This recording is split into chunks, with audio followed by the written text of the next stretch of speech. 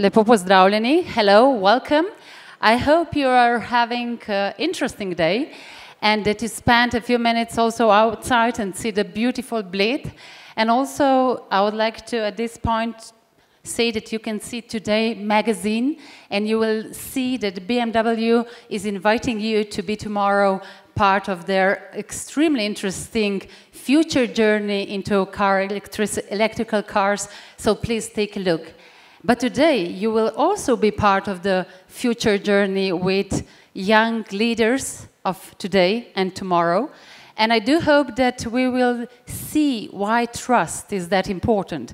Because the whole time we are talking about trust and how important it is. But why?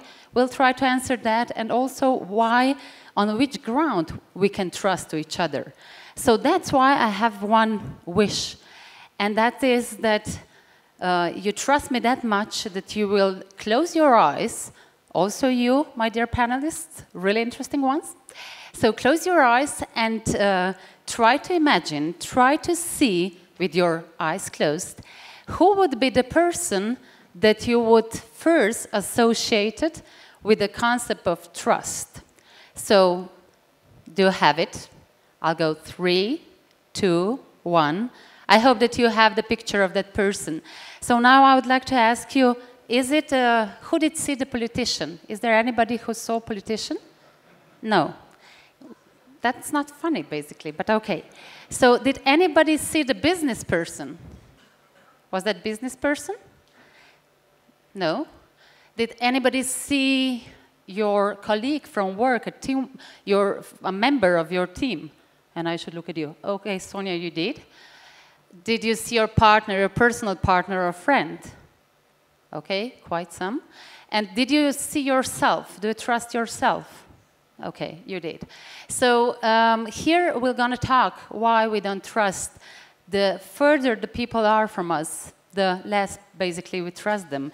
And now I'd like to introduce really the great panelist of today. Sonia, you're coming from Germany, and you would describe yourself as a business person, but also a scientist, right? Yes, it is. What would be the thing that you're most proud of? Well, I think to fulfill the spin-off of the University of Technology in Berlin from the Department of Chemistry. It's really unusual to found a startup in chemistry. Only 0.7% in Germany reach this, because we really need a lot of investments. It's globally a problem. Yeah. But, oh, I see that I just fell down. Luckily not me, just my knee. So, but they say that your startup basically is starting to make industry completely different. Is that your goal? Or what would be, is it the goal to really do something completely different, or to have a better world, or to have a more ecological industry? What's the thing that you think of when you think about your concept of life and trust? Well, if you think of the chemical industry, you do not think of sustainability or green or something, but because everything at the moment is based on crude oil or gas, it's everything. But, and on the other hand, the chemical industry is one of the main economical sectors in Germany. But what do you do if the crude oil vanish? You should find something else, and this is what we are doing. Okay. Greg, we said that we will call each other a first name, and Greg, thank you, because now Greg is not exactly your name, but you are helping me with it. So your name would be, pronounce it correctly, sorry, I cannot do it. Gergely. Gergely, okay, I'll try. So Gergely, you have this interesting career as well. You used to work as a campaign leader for political, business, and NGO campaigns, and now you're head of the Design Terminal, which is a state-owned agency, and you are coming from Hungary, you lived in USA. And what is basically the thing that you are most proud of in your recent work? What do you do? Because I know you're also active in startup scene in the Budapest. Yeah, Design German is a startup agency responsible for growing the startup ecosystem back in Budapest. And if I can tell you one thing, that would be my team. I'm pretty much proud of my team. We are more or less a Generation Y agency, very young public servants helping their own generation from public service to the business side, which is a new experiment in the public administration, in the atmosphere, in the tradition of public administration, the state administration. So I'm pretty much proud of them. And I'm also very proud of my city. So that's not a coincidence that me and my colleague decided to stay there, to keep ourselves there, even after the EU accession, even after the world became very small and we can travel, we can stay and work in other countries. But we decided to make Budapest the regional hub of startups, and that was a decision which is made and shaped by the potential of this very city. So the team and the city, the two things I'm very much proud of. Right. And we will go to the other side. Ioana, you're coming from Greece, and we were just discussing that being in Greece, it was not that easy for you, and that you are really in the scene of politics, and you ran an NGO and was fighting the corruption, but it was quite a fight for yourself as well, having 2 master's degrees, knowing 4 languages, and not having a job for a long time. So I would be proud that you basically are really perceived as a leader, if I would be you, but what is your pride on? Dobar dan. Thank you for having me here. Actually, when you asked us before I answered this question, when you asked us who we thought about, I actually thought of a politician, but this politician is my father, so I actually get your point. Okay, yeah. So I like to be transparent and honest. This is what I've learned from my family, and this is really what I'm proud of. I'm proud of being Greek, really am, and I'm proud actually to be a Greek that is fighting corruption. It's challenging. There have been some job offers abroad, but I think that if you really love what you're doing, you have to stay in the country that you want to help. You can help from abroad, but you cannot help the same if you're there, if you're talking to people, and if you're one of the people. Janko is a chairman of NLB, the biggest Slovenian bank, and all of Slovenes know that you had quite some challenges since you came to the position of that, and that you are successfully running the bank toward also getting a better reputation.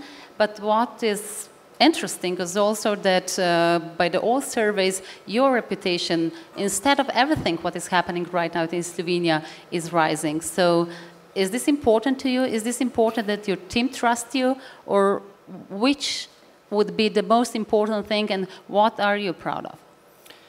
Well, the goal for us, for the team and myself, is, of course, to make NLB again a trustworthy institution.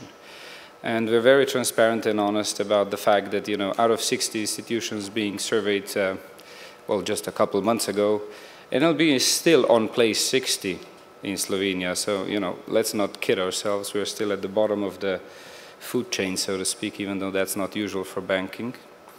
But the industry has suffered such a blow to the reputation, and one has to honestly admit, well, the industry had, mostly itself to blame, right? So we are working towards improving this reputation. We have this year, for a first year after 10 years, a small increase, still on the 60th place, but a small increase in reputation, which hopefully gets statistically relevant.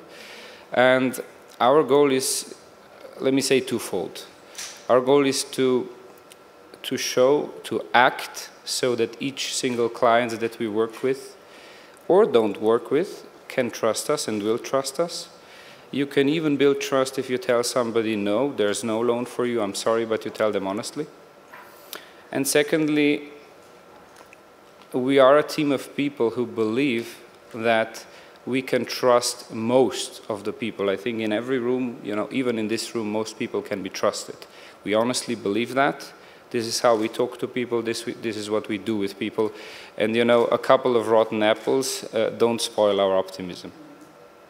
Thank you.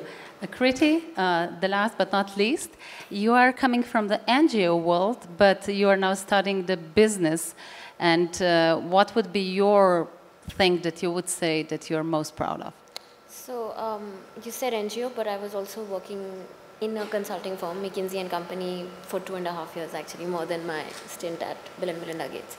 So I guess what I'm really proud of is the fact that I actually got to work in an organization like McKinsey, where the organization trusted very young talent right out of an undergrad school. And the fact that I actually gained the trust of my clients who have been working in that industry for more than 30 years, I think that is what I'm really proud of.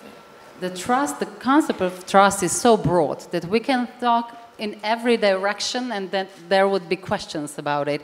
But I want to get back and Joanna, you told us that you thought about your relative who is also a politician. Janko, who did you have in mind when we asked you about the trust? It was a friend. Okay, Kriti?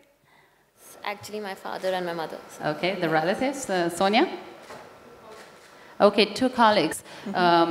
Sometimes we have a feeling I'm coming from first media and then business and then, let's say, the network. So sometimes we are discussing all the time, can business and science work hand in hand? Do you have a feeling that we are living in these small spheres that we trust our really colleagues, but we cannot trust to the others? So is that sometimes a question for you, or you never think that way? Well, as a startup, as a high-tech startup, you have certain know-how that you want to protect. So it's always a little bit difficult to make business with big companies. But nevertheless, there's one point you have to, if you really want to make business, you have to give it a shot. So there's no other way. But yeah, as a scientist, well, maybe at the beginning we were a little bit, yeah, we didn't had any processes, so we didn't know how to really proceed, how to negotiate and everything. And there's a difference between being naive and trust in someone. And I think at the beginning we were a little bit naive, and we had to learn how business works. And I'm really glad for the support we got from the government. They have really great entrepreneurial programs. And one point of this program, because what Germany is really good in, they made a lot of empirical studies, and they found out what are the points that startups fail. And one big point, beside finance, was the team. So they said, okay, if this is the point, from now on, every startup which is funded over us, they have to get team coaching. And so... so you think it's important that others who invest at you, and in this case is the state, are trusting you, and they know that it's a part of the business that you also fail, but then again, they can trust you. Yeah. Greg, would you say that it's different for young people how you perceive who is trustworthy and on which ground you can trust than it's for, let's say, people about 40? We are talking about Generation Y and Generation X and so on. So is it different? Would you say that it matters in which year you were born? So I think there is a brand new phenomena in the generational context, which is nothing else but that we are probably, I mean, Generation Y, so those who actually born after 1918 and before the millennia. So I think we are the first generation since ages who had the chance and the possibility and also a must situation to lecture the elders on certain issues. So that was a very natural and very widely accepted process how a child growing up before us. And then the 90s came and the 2000s came and this whole exponential technological revolution came. And now there are certain parts of not only on technological field, but also in business modeling, capacity building, organizational frameworks, in which our generation are actually better educated than the other generations. Not because we are better in any sense, but because we had this, the chance to learn the technological change from a very early stage. We are the ones who actually have seen the world before the internet, but we are the last one who have seen that. And we also know the world of the internet and the World Wide Web and the technological change as well. So that makes the potential and the tasks on the everyday life much more complex than we thought before. But you would say lecture, but we all know that people won't do a change if you lecture them. The best word is education and learning together. Probably that's much better. But sometimes it's hard for maybe people that don't know something to hear it from a younger person. Yeah, so how do you fight that? That's why I think the Generation Y is an issue in the work market, in jobs market. So if you ask traditional companies, multinational companies, transnational companies, Generation Y people are actually harder to manage because of this kind of difference in education and socialization. So it's very hard. My task is pretty easy because my colleagues, on the general level, my colleagues are quite young. But I think it's an issue, and I think it needs much more tolerance from both sides to live together calmly and successfully in an organization. If we want to see multi-generational companies and multi-generational organizations, that needs much more tolerance than before. Maybe, Janko, if I can turn to you, you are young for a president of the big bank. Is this used against you anytime, or because of your competence and your skills, this is not even mentioned? I haven't seen a case where it would be used against me, but I think, of course, it is in a way a disadvantage. I was asked to do this job and this restructuring, and by that, someone has at that point shown to me quite a lot of trust. I apparently showed some trust back by taking that. If I had 10 more years of experience, it would have been better. That's clear. But saying that, I think in the end, if you have some core values, and one of mine is to stay positive and to say, I will trust people until they prove me wrong, you know, that's the usual way to do it. It's like the Hemingway quote that was put up earlier. If you do that, then it's really not, it's neither about generation, nor about status, nor about hierarchy. If you're open to learn about the people, if you share the stories and occasionally a party, trust will usually develop, right? But coming into the team of people who were there for 20, 30 years, and now you need to do big change or reorganize, it's never easy because people basically don't want to change. How do you persuade them to trust you, that they go your way and basically you go there, so that you have the same vision and mission, but how to persuade them that this is the right thing to do? But, you know, are you sure people don't want to change? You know, look at so many changes have happened, right? First, train that people have seen, they said, we will never ride on that thing. And the same happened to the car and the computer and the typewriter and I don't know what, right? The mobile phone, probably. So I don't think it's true that people don't want to change, but people don't want to be afraid, right? And change, of course, is insecure and people are afraid. Our job, I guess, as leaders, and I think even the young generation, because young generation obviously can risk a little bit more, is to try to talk to people so that the fear does not prevail. There are so many institutions that I sometimes feel that want the fear to prevail, you know. You have the negativism in the media, you have the cynicism everywhere, actually. I believe we should stay positive. I think we can improve this. I think we're not that bad off anyway. You know, I mean, we had a bit of a crisis. So what? There's one every 20 years. It's going to be better. Joanna, you were nodding when Janko was saying about positivism. And is it hard to remain positive in Greece? How do you cope with that? And what do you do to make a change, basically, and to persuade people they can trust younger people? Or is this about age anyway?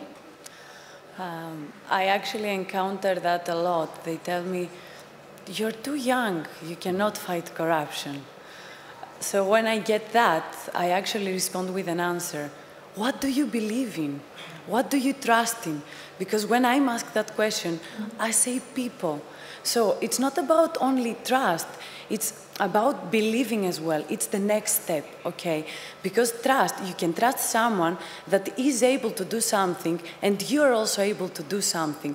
We're talking also about believing. The older generation, I'm not saying whatsoever that we have to reinvent the wheel. I actually say to all the youngs, we need the experience. We need to hear to the other people that have something to say. But they know procedures and experience. We know innovation, technology, we know passion. We have to combine them.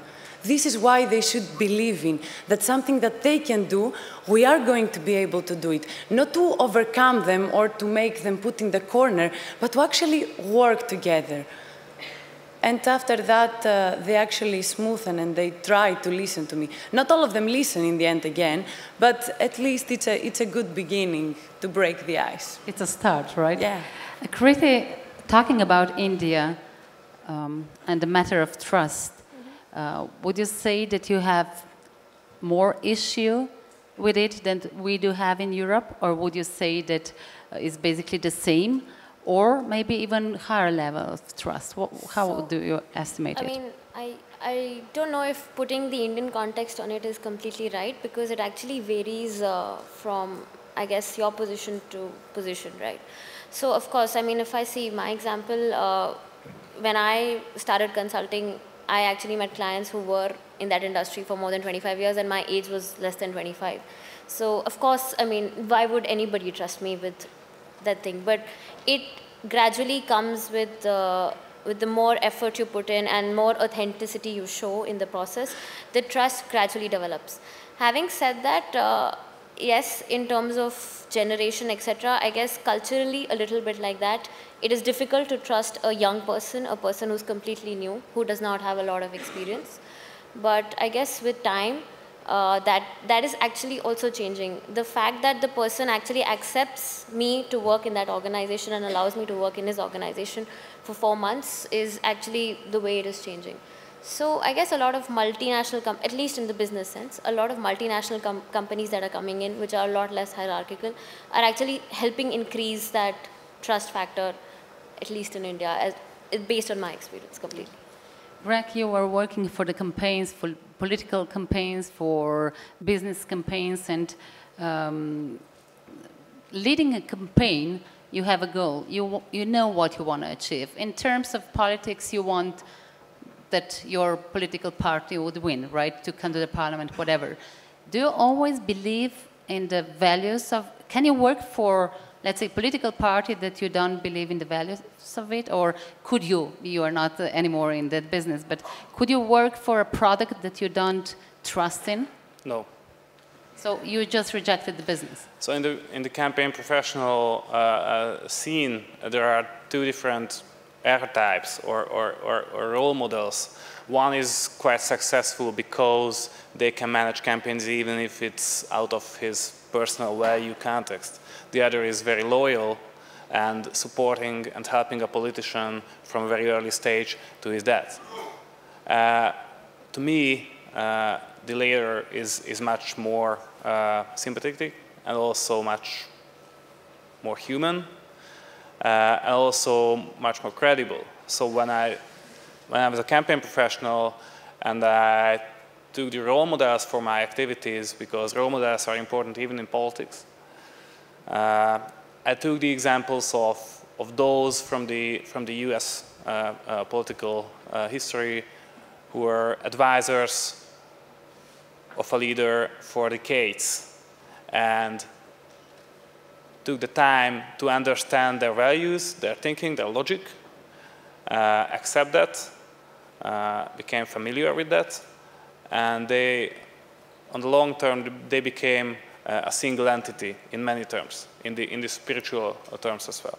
The other way is how to say the less loyal and the less value-filled way is, for me, should be much harder and generally impossible. But take the examples of marketing agencies. They should do the job even if they don't like that specific toothpaste.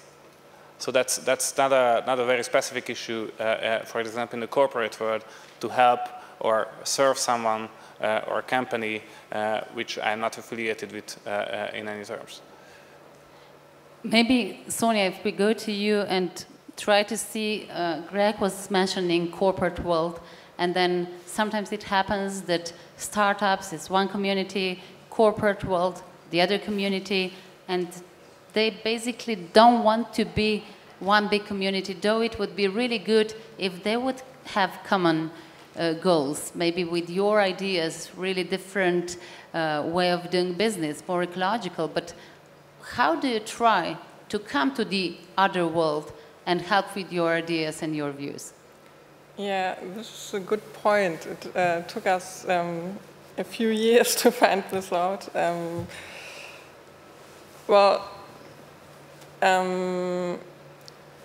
At the beginning, we only went to fairs and tried to convince the old industry, the big companies, that we have found out something really terrific. It's totally new, and you will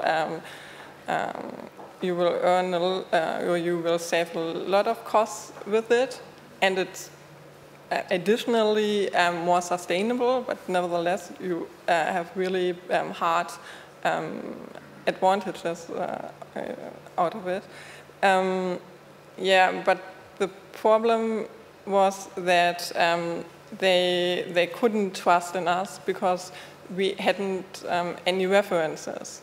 So, but if you don't have a it's a hen and an egg, right? Someone has to start with you. So, but after a while,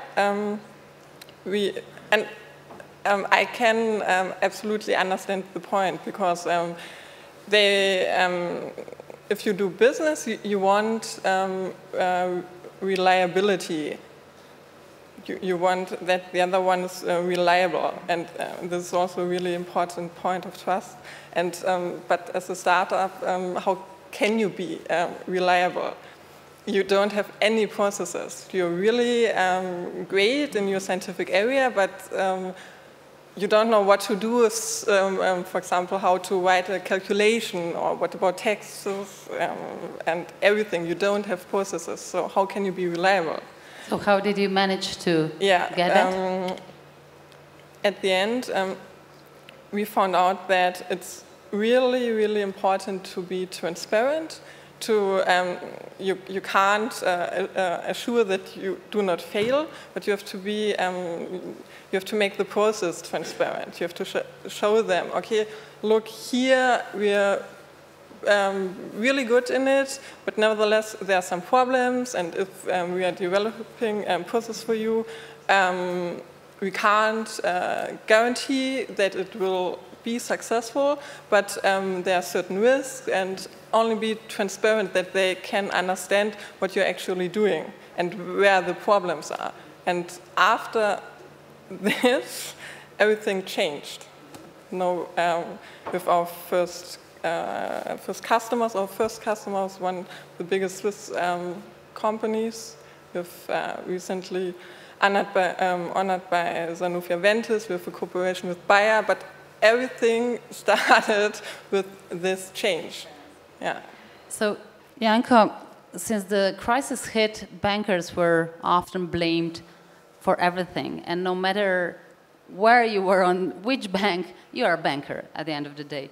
So do you take it personally when people start talking about banks and transparency, or you can really understand sometimes why people blame banks for that? Well, obviously, we can all understand why banks are blamed. I think, you know, coming from the investment banks and all the complex products that were devised to hide risk and, you know, earn high fees and so on and so forth. I mean, there has been a lot of bad practices, not to even speak about ethics. So, you know, I'm a taxpayer as well, you know, so I'm the first one to agree that there are a lot of bad things done. This being said, in some of the markets, Slovenia is one of them, the banking has really had a different story. The mistakes that were made were not of the same nature. So we did also have the real estate bubble. But on the other hand, we didn't have the derivatives, you know, we didn't have the large FX losses and so on and so forth. We had some other things. So the answer is partly we here understand, and partly we adopted some hate of bankers without really analyzing what the underlying reasons are. So a lot of it is a bit of mass reaction to some things. Now, is it deserved that the bankers are, you know, banking by definition is right now probably the most hated industry. I don't know if there's anything worse, right? That's the bottom of the bottom, the scum of the earth, right? So, you know, I'm just lucky to be here because the only way is up, right? You know, but if you look at the reality, if you really look now, is it really the trust? You know, or is it just on the outside? I don't know. I think there's a lot of cynicism and negativism, but the clients trust their personal banker. They bring the deposit. We've had market share increases the whole year, right? So, and even before. So, do people really have a trust issue with the bankers? Is it convenient for somebody out there that, well, let's blame the bankers. Let's not talk about the fact that, you know, the real estate speculation is not something that we should do. Let's not talk about the fact that the regulation of the financial industry, as well as the economy, didn't foresee the problems that came, right? But now we have to blame somebody. It wasn't a coincidence. The Economist wrote a great article how all of the financial regulation is written on the bottom of the financial cliff after the falling off. You know, so when everybody hurts, that's when we start to write the regulation. It's not really long-term thinking. So I think it's a lot more complex. I think the trust between people is still there. And I think it's a personal choice that people make every day. You know, somebody performs badly, fine. I don't trust anymore, I change. But 8 out of 10, maybe 9 out of 10, the trust is there. And sometimes in the crisis it gets stronger. So I think that if you stick to your values and you do what you think is right, in the right way, it's not so easy to, you know, to make somebody lose the trust. Joanna, politicians are also the scapegoats many times, and by not trusting them, maybe we push them into direction that they become what we don't want them to become, but we say, yeah, they are to be blamed of. How do you work with politicians back home? You have quite big challenges in the country, so how do you, again, trust to them? Okay, you have a father, maybe it's easier, but anyway, I guess you trust to the others as well. Well, actually, there is no trust, Janko. I disagree with you. I mean, I will talk about the Greek case that I know of, and I am able to talk. There is no trust. And there is no trust in society. There is no knowledge of what civil society means.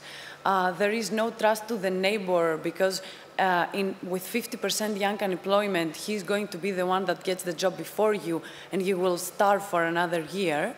There is no trust because we have 2 million immigrants from Asia in Greece right now, and they think Greek people think that they are a threat for us. And because of the lack of this trust, we have this huge spectrum of people moving from central to extreme left and to extreme right. And seriously, this makes my job and my work even worse, because I will never, ever work with either politicians of extreme left, either politicians of extreme right, because I believe that these people are in a deep psychological crisis. I cannot explain it otherwise. And I don't think that these people can actually make good at some point to Greece or to Greek people. And this is what we need to trust in, that Greek people will actually have jobs again, will actually can smile again. And actually, what I'm missing to see to Greece again, and this is seriously about trust, is merak. You know the word merak? Okay, I will explain you. Merak, many Balkan countries actually know about it, it's a Turkish word, is to love the fact that you're actually alive, to love living your life, to love what you do, to make a coffee with merak, to go to job with merak. When there is no job to go and there is no reason for you to get up from this bed, it's difficult to even trust that you will have even merak to drink a coffee. That's why I disagree with you. Thank you. Greg, you wanted to add something. Just a short note about this process, probably better on the global scale. So if we think the emerging issue of sharing economy, the whole term is based on trust. And if you take the example of a few now probably marginal, but more and more mainstream services like couchsurfing or Airbnb or bike sharing or car sharing, or different kind of examples of sharing economy, those large scale of new services and products based on the very core of trust. And that's because there is a global need for this kind of cooperation in the everydays. Please imagine couchsurfing or Airbnb the medieval ages. It's a bit hard. Now it's possible because there is a new kind, a new quality of trust because the mass data and the information we have about each other. There are a lot of shadow sites and problems with that kind of mass data and big data thing, but at least there are some positive things. We know each other from a lot of spaces, from online and physical spaces, and we can share things of ours because we know the basic information about each other. And that's also a global trend. So there are not only negative but also positive things in the issue of trust. I recently met a girl who told me that she never buys anything via internet, that she doesn't have any profile because she's so afraid and she doesn't trust to be profiled.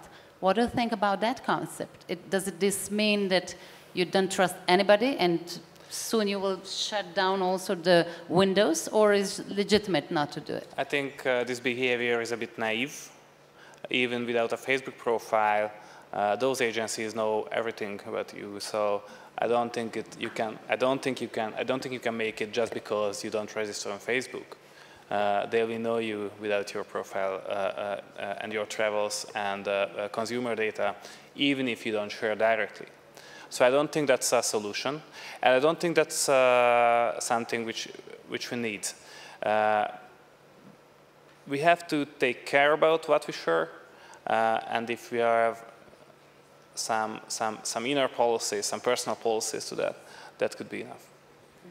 But do you have a problem, Akriti, if people know what you buy, what you eat, which books you read? Do you have a problem with that? Do you think it matters that some agency or maybe some consumer-based, let's say, business will use it, or you don't care about that? So I think of it as this way, that if they have data about me, about my likes and about what I like, they will actually customize their products to meet my requirements. So in a way, it is positive.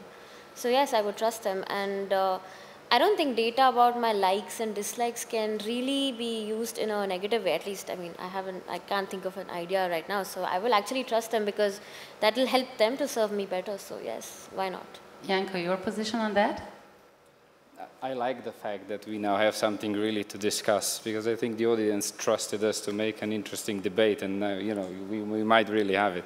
If you're going to be harsh, I'm not going to respond to you. Not at all, not at all. I understood your opinion as a distrust to institutions, and what I was talking about is more the basic trust, you know, single person level, okay? So I can agree with you completely, and it's not what I was talking about. I think the trust towards institutions is great, and the negativism and the cynicism is even bigger.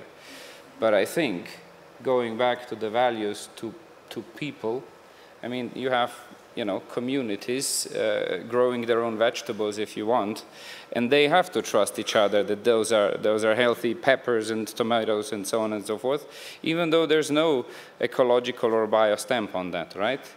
So what I'm talking about is that, you know, humanity is not at an end. I mean, you know, we do have issues, and we do have some mistrust of institutions, and I really sympathize with the Greek situation. I really do. There's a lot of it, I mean, some of it also in Slovenia, and a lot of it in other countries, and it's a difficult situation. We really have to work on how to improve that. Are you going to give us a loan?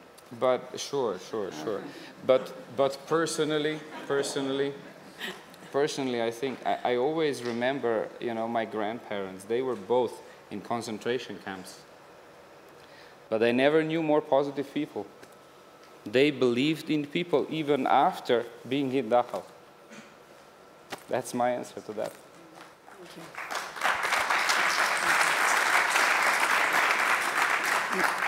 you. Joanna, maybe if I may ask you something. You said you don't want to work with people on extreme. But lately, when you look around, there are many extreme people, and if you only shut them down, I really wonder your opinion, does this mean that they become even stronger because they will be just with people like they are?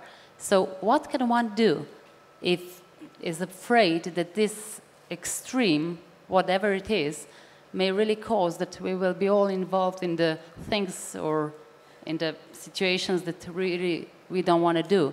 Do you go against them, or you try with the culture and other things to be with them? What's your view on that? That's a tough one. Okay.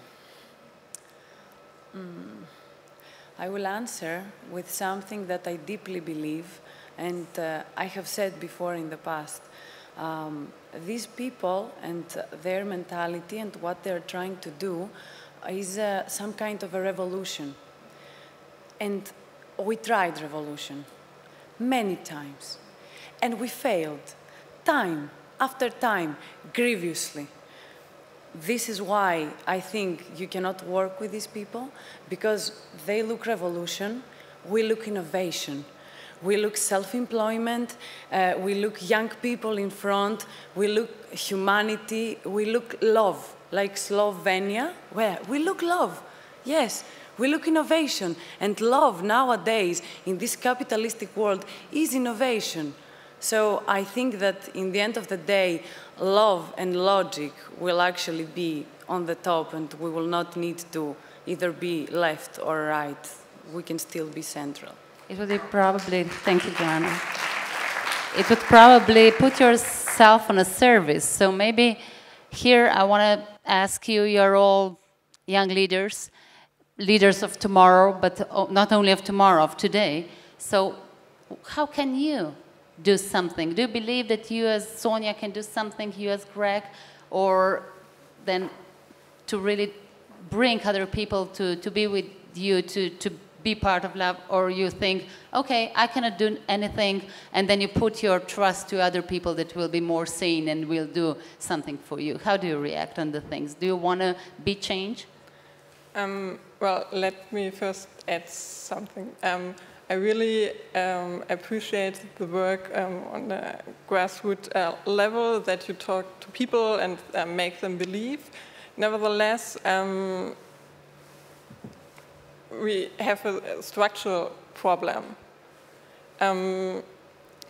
Corruption work very good.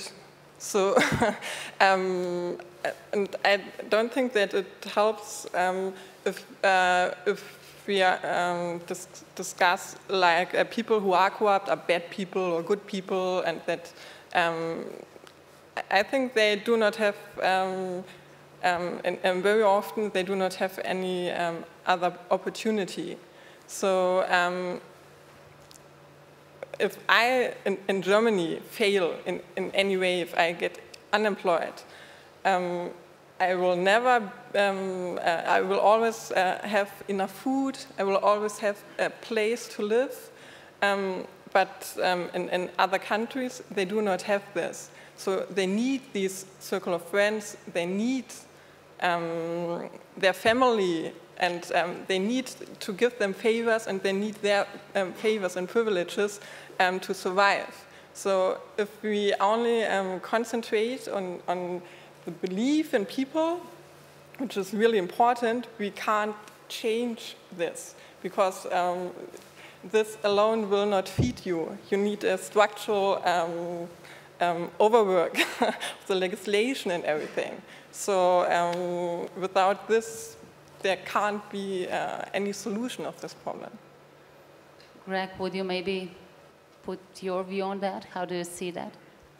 After a few years in public administration, I don't believe to reform the whole state anymore. So I'm not a big reformer thinker, but I do believe that you, in any organization, in any social context, you can pick a corner in your life, in your sphere, in your professional, social, or human sphere, and design that exactly the same way as you imagine the whole.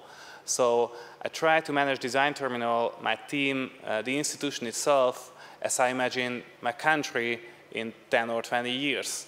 And that helps us a lot in the every day, because that makes the strategy very, very, very clear. For example, even if we had a privilege to work with startups and operate in a pretty high level of society in many terms,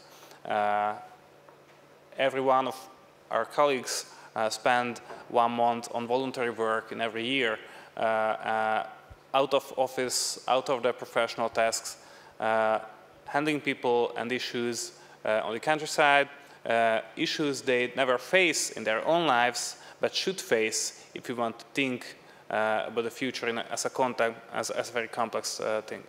So, and this opportunity is up there for anyone. The same can be true in your personal garden, the same can be true in your ministry, your institution, your startup, your foundation, your NGO.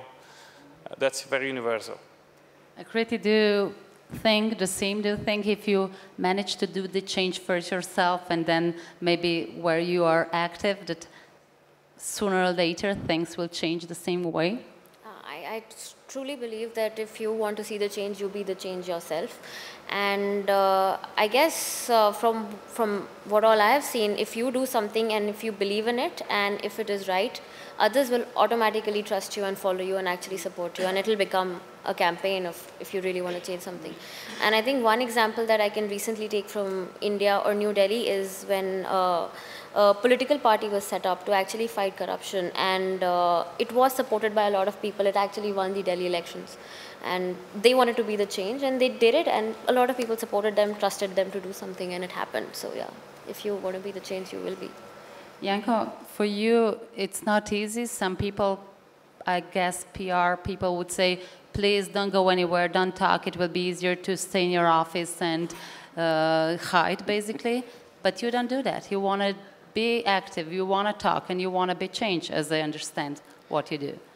Well, I don't believe in hiding. I think the team that works to restructure a bank that really needs to be restructured is on a good track, and we actually believe that good stories must be told.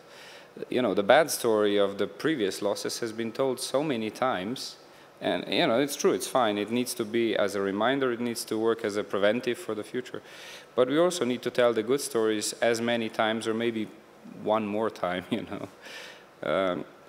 I very much agreed with all of the last statements that I heard, is that, you know, also the one that we need to build a structure as well. So it's not only about having a good heart and wanting to do something. You know, the world has gotten to be more complex, and we need to build a structure, and we need to have an organized way how to help people and how to help ourselves. So I believe that positive communication is also one of those things, and we shouldn't forget, we all make mistakes. God knows we make mistakes. But, you know, in the end, I heard a saying that said, people are not a finished product, just a work in progress. Joanna, I randomly really see a person with passion that you have and with love for your country. It's really not that often that people would want to show that. Is that good also in your country, or you hide your emotion and it's easier to be in Slovenia and share with us? Yeah. Well, actually, I will go back to Georgi, what he said. Because of the fact that I'm in Slovenia, it doesn't mean that these words that I'm saying will not travel to Greece or United States, Uganda, Mexico. We have the internet, okay? And actually, this is what makes the world a little bit more transparent. And I'm really with you on that. And we needed that, to be honest. Even for the media side, and I would like to ask also your position on that, since you have worked in media, how actually internet and the fact that I am in social media all over, if somebody says something bad about me, I can actually go out and shout to people like, this is not true. But to answer your question, I will quote Odysseus Elitis. He's one of the most famous Greek poets, and he actually won the Nobel Prize for Literature. And this guy actually said something that I have goosebumps every time I'm thinking about it. Yeah, it's the passion, it's the sun. I don't know. Okay, yeah.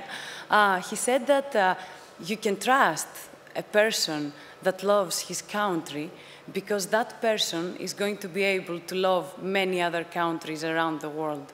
So yes, we're not going to hide the passion. We have the Greek temper, and the majority of people in my age are proud to have that temper, are proud to have the Greek accent in English. We are proud to even go out and smash plates. We don't do it often, but when we do it good. So yeah. And you know, it's good that we are in the country that is the only country in the world that has love in the name. So it Yes. must be something here, Yes. yeah. And that's why I would like to open up the podium basically for your questions. So would anybody like to ask these great people? And I want that young, because I think basically age is not so important as what passionate and great answers they gave and what they're doing in their countries and around the world. So who would be the first one? Where are you? Oh, hello, hi. So the microphone is coming. Please tell us who you are and...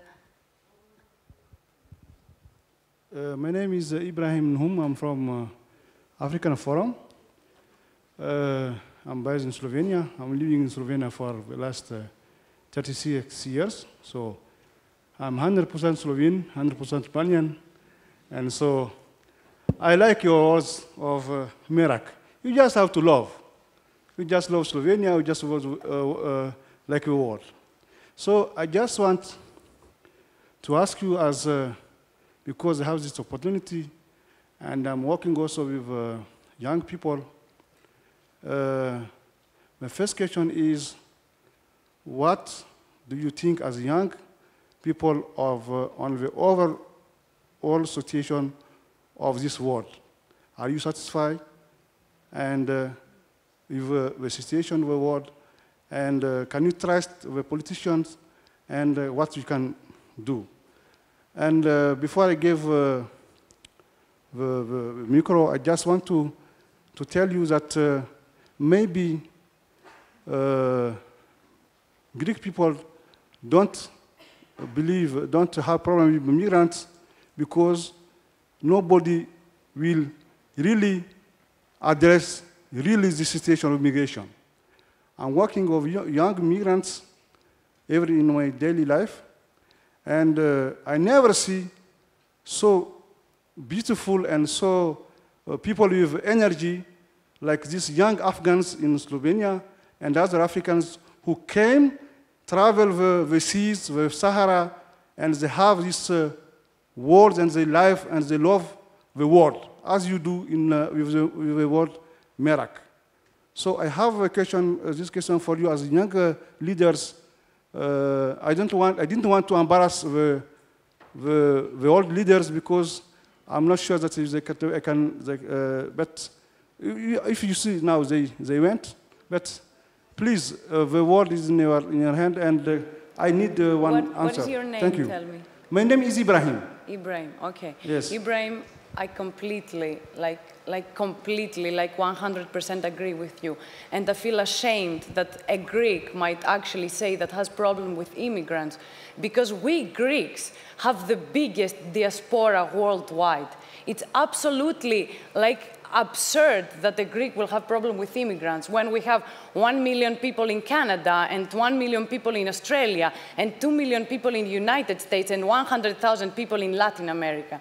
So I completely agree with you on that. And I actually speak with them. I start learning Arabic now. So every time I found them in the street, I try to practice. And they really are positive people. And I'm just trying to explain to the Greeks that might even think of saying something, that these people come here and they live in a room of 20 square meters together, 20, 30, 40 people, and still they're more satisfied from what they left behind.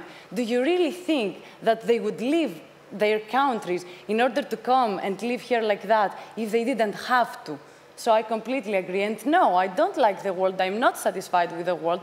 There are many inappropriate things going on right now and many wars, but this is why I actually am very happy and blessed, and I pray every night. Like, I do my cross every night, and I say that I'm 25, and I haven't experienced a war in my country. And it's crazy, because Greece is very close to the Balkans, and it was only 10 years ago that the crazy wars happened here. And Greece is very close to the Middle East.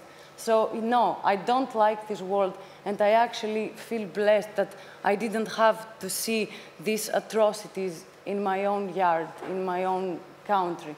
Because growing up as a girl, I was playing the soldier. I didn't have soldiers there. So I completely sympathize with all these people that are going through that. Guys. Thank you. Maybe, Janko, are you satisfied with the world? Can you trust that the things will go right? Well, am I completely satisfied? No. I now have to fully agree that there are things that are more than inappropriate, things that should stop happening immediately, and we should, whatever we can do to stop some of the things from happening, we should do. Do I believe that the world will survive whatever stupidity we do? Yes, I do. I also believe people will survive whatever stupidity we do. There's almost, maybe there's one which might even kill us, right? But hopefully not. But I believe that, people are a mixture at the same time of the most wonderful and the most horrible at the same time. So, I firmly believe that we choose what we do. We can do one or the other. We choose every day. That's what I believe. Would anybody like to ask a question? Please.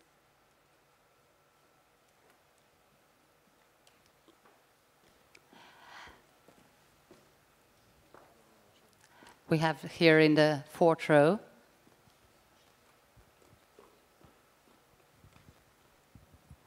I'm Anita Stokesy, Ghana's ambassador to Slovenia. I came to listen to you because sometimes I wanted to know what the youth think of today. Do you sometimes feel that the grown-ups have let you down? Do you sometimes feel that your leaders have let you down? We are talking about the potential of trust. Do you trust your leaders? What do you see in the future? Thank you. Please, Sonia. I have absolutely trust in leader and in leadership, and I do not think that as an entrepreneur that everyone else is responsible for me. But I think that that a really great problem in our society is that our education is to make people dependent. And so they think everyone else is responsible to make them, to find that they can find a job and that they have enough things to eat and everything. And in Germany, you do not have so a high unemployment rate, but nevertheless, we're confronted with it. Every day, we get job applications from all over Europe, from really high educated people. And I always offer them, or I always ask them if they have ever thought to found their own company. Because if I have a look at their CV and I see there's potential, and I think, wow, it's really great what they have done, I ask them that, and at the same time, I offer them advice, help. If you want, if this is an opportunity for you, come to me and we can talk about it. And only once in 2 years, someone said, yes, it's a good idea. A scientist from Hungary. She's a really great person. She came to me, we talked about it, and now she has I think, one of the most promising high-tech startups, a startup project at the University of Technology in Berlin. And yeah, but what was different between her and the others was that, yeah, she wasn't afraid of taking over responsibility, and all others, they were overstrained with the possibility of it. And you can't, well, but this is really a problem of the whole society, that everyone is in his thoughts so dependent and not independent. And big companies, they ask us, okay, how get we this entrepreneurial spirit to our employees? Because they have really big problems with them. If a normal employee in a big company sees a problem, he maybe points out to it. And then he makes this. Well, you see, the water of the bottle is running out. And he waits. Do something, not taking responsibility, no, right? No. These are two different schools, but yeah, on the same interval, I guess. I'm really happy that I see Slovenian former president, Mr. Tirk here today. Do you mind if now we ask you, it means a lot that you are listening to the young people. Do you think that the future brings that it's not about age, it's about working together? Because we got a question, do we trust our leaders? Do you trust young people?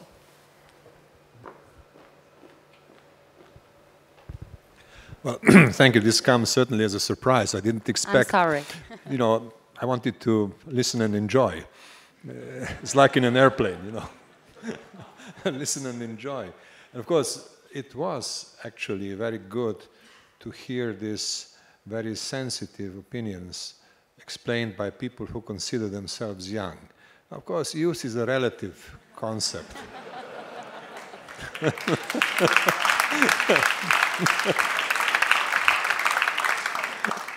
And equally important, it's a transitional concept. You know, people at some point stop thinking about themselves as young people, and that's when they stop being young. And of course, it has very little to do with age, it has very little to do with physical aspects. It is a matter of experience and choice. Now, to your question, you know, people who are young and people who consider themselves young have a very big advantage because they own the future.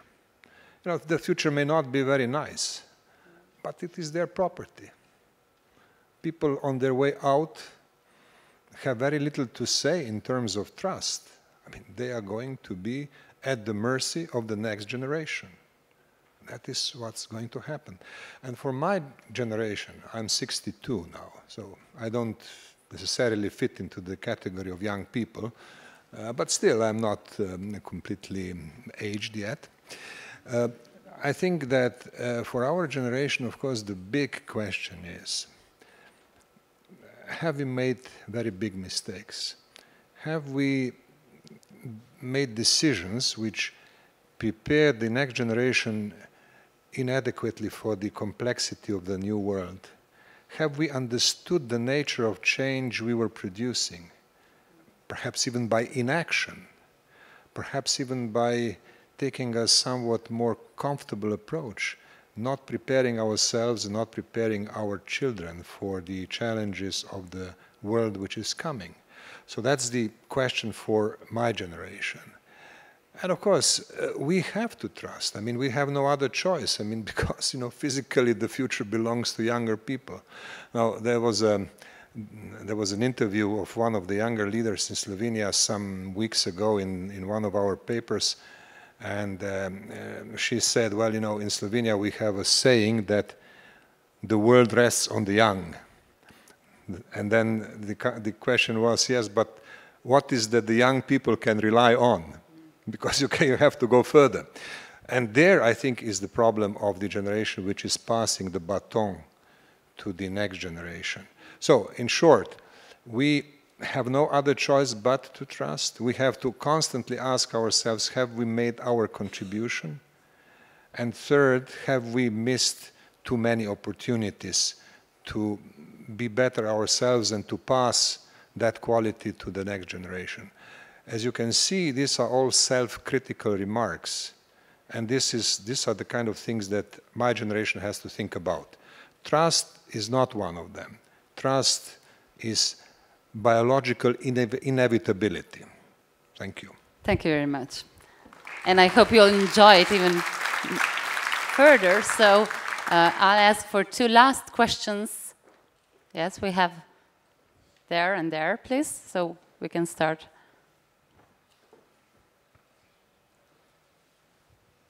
Thank you. Blaž Golob. I'm running a research institute, Foresight Institute. So I used to be involved in NGOs and then in the government. And my first contribution and question would be that current system does not prevail new modest responses to the challenges that we are facing. Today we heard, okay, some societies, they have this system embedded, some not. Today we heard from our Dutch former foreign minister about the multi-stakeholders platform. So I would like to ask how you see, as you are representative of various stakeholders also, how you see cooperation, goals-oriented cooperation to combat those challenges that we are facing. So it means that we are not embedded into silos, each of us, but that we go beyond our own interest for the goal in order to respond to the challenges. So how you see, as leaders, how you see those cooperation? Thank you very much. Thank you. Maybe, Janko, we can start with you. As somebody who's in a very old industry, this is a question, you know, with just one answer. I very much support that, and my team as well. And at the same time, we have to admit that, of course, in banking, this comes very, very hard because the silos thinking, you know, in so-called old industries where some things have been done the same way for a long, long time, gets very powerful. But I have to agree with you. I firmly believe that one of the ways how some solutions to very difficult, complex, and ever-changing problems are going to happen is with cooperation, very interdisciplinary and very flexible cooperation. So from our side, I mean, we have just now started thinking about offering some of our unused spaces for co-working hubs, networks, innovative entrepreneurship networks. So, you know, we're a bank. For us, it's new. We're looking at some best practices, but we firmly believe this is something that we can contribute. So, yes, I'm all in favor.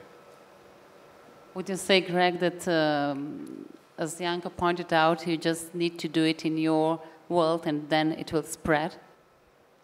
Budapest, one of the greatest assets we have is that we have a world-class education in engineering and also in design. But these kind of professions are traditionally organized in subcultural circles. And one thing Design Terminal is doing is that to synchronize different subcultures into each other and with each other. So the formats, the events, the processes, the talent contests, and the different things we do are actually about to mix engineers, designers, young managers, sociologists, liberal arts students, and different young guys from very, very different corners of higher education, and let them think about joint entrepreneurships or enterprises together. And that's one thing quite important because during my teenage, subcultures were the basic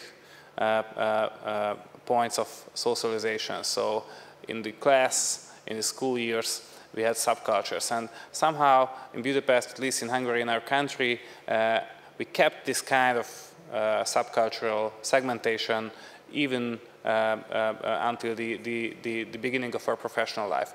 And we should break that, and we should help young people to get to know each other from very, very different points of professions and let them to develop complex enterprises, products, and ideas. I think the world economy more and more goes towards complexity, and even a simple idea needs some very complex background, from data science to UX design. And the basic thing, whether we can learn each other's language or not in the right stage, in a very early stage, that's one thing we can and we should help. Does Design Terminal try to introduce these ideas also to the different ministries within your government, or do you also try to share this great experience, I guess, to how they should cooperate together? One of the major issues of the next years, whether the public administration anywhere in the world could accept something from the startup world or not. So one of the most exciting developments is large organizations more and more fails in innovation. Not only governments, not only public administration, but also in the multinational corporations, we know the typical failures in which startups can help, and the issues we learn from the startup world and entrepreneurs can help. It depends whether you have an open-minded politician at the top or not. So it's always very personal. In Hungary, we have both. We have politicians with which we can work together very easily, and also politicians who are actually hard to involve in this kind of joint thinking. I think there is a chance to try, and entrepreneurs and the leaders of the so-called new economy should emphasize their potential adding value to the public service as well. So there is a chance, and there is from the public administration side, there is a must that they have to try. Because unless they do not try, at the long term, the younger generations will not trust in the states because that will be too far from the everyday reality of people. But it's really common that young startups, not young, but startups or entrepreneurs are really thinking about how they will sell their project, how they'll survive, basically. Yeah. So when and how you can involve them also to be part of, let's say, different public administration thinking. What do you do? What specifically do you do to do this sort of mixture that will bring good ideas and better cooperation? Well, as I mentioned, it's very personal. So a certain percentage of startups, entrepreneurs, innovators, innovative thinkers are also interested in public service. in Eastern, Central Europe, you certainly have this percentage of entrepreneurs because in a certain point of their life, they decided to stay home and not go to Silicon Valley or London or Singapore or Hong Kong, but stay home. So there is a good chance that you have a percentage who are actually local patriots.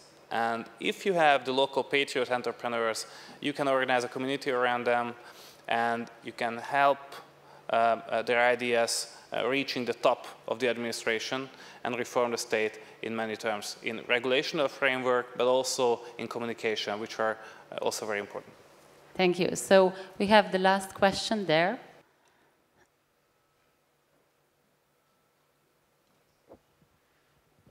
Yes, I'm Mitja Stolz from Austria. I study in Vienna, and I wanted to ask you for kind of advice or counsel. My viewpoint is from an Austrian viewpoint, and in our country we got a lot of people who have a desperation or anger to do something, to change something, but have the feeling that they can't achieve anything. Also without joining, let's say, a political party and let you indoctrinate them you. And so I wanted to ask you, what do you counsel these young people to actually change something? That would be my question. Thank you. Would you like a critique? So I just want to say that to counsel to these young people, I mean, you may not, if you really feel that you need to get into a political party and only then it can happen, well, maybe you can try that. But if you really want to make a change and you want to do something, even as an entrepreneur, if you start up something and you work hard towards it, I think if you're heading in the right direction, you will eventually get support, and it doesn't have to be it doesn't have to come only if you join a political party and only that's where the power comes, but it comes if you're heading towards the right direction. Do you think, Janko, the business community must be loud, must tell how the country should be run, or they should mind their own businesses? I mean, really own businesses, or is it okay that you are kind of, you say what you think, or it's better not to? I think there needs to be a balance. I think all voices should be heard. Ideally, all voices would be heard. Of course, there are then times when some voices are not heard.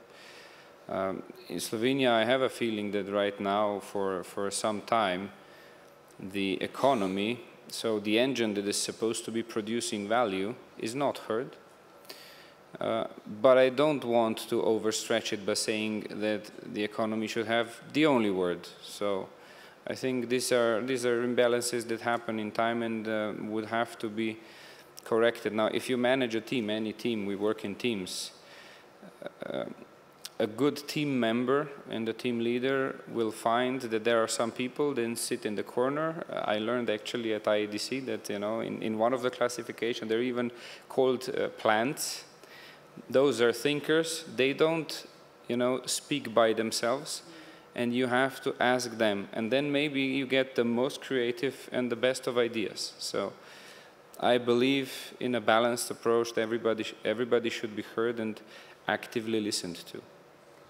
Joanna, how do you see the cooperation between different sectors and being heard? Who should have the leading voice? Can I ask, okay, you need to tell me your name again, because I cannot hear good up here. Mitja. Mitja. Okay, Mitja.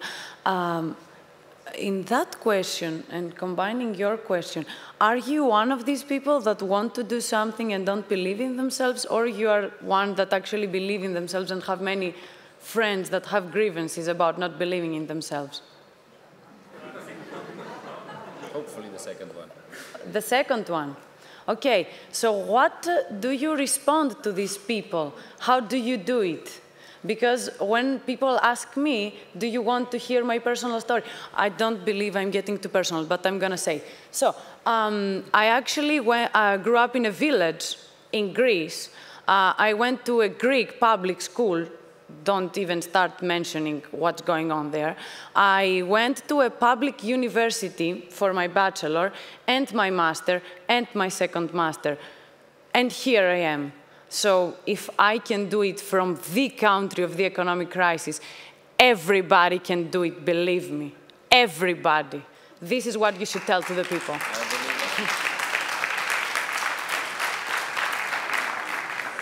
And with this, I think you all trusted us that we will end on time, and that's why we are giving 3 minutes extra to have a discussion with the water. But I would like to thank to all of you. It was really interesting debate. We never knew where it will lead. The concept of trust is really so broad. But I think that we got from the different countries, different sectors, some initial ideas. And I do hope that we'll continue outside. Thank you very much for being here tonight. Thank you.